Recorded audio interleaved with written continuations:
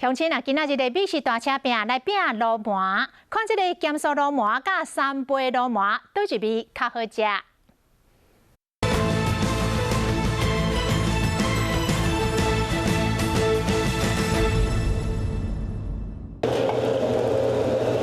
油鼎内底带配卤饃制作金黄色，咸酥卤饃蓝胡椒盐烧糊糊都上道，很有嚼劲，香甜。 民众食到乌鲁街的特质，这是伫苗栗的一间餐厅。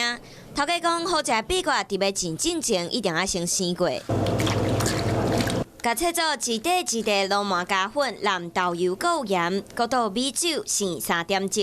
油炸起来，那个甜分都把它包在那个肉里面。屏东嘛有一间卖卤饃料理的餐厅，卤饃是现掠的，要做3倍口味。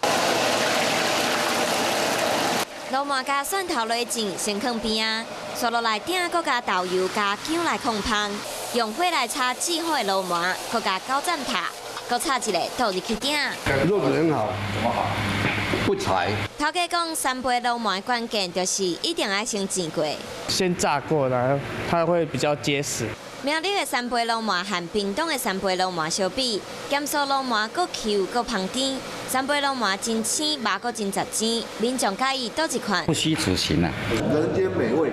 民众用4个字的成语来形容屏东的3杯卤饃和苗栗的咸酥卤饃有偌好食。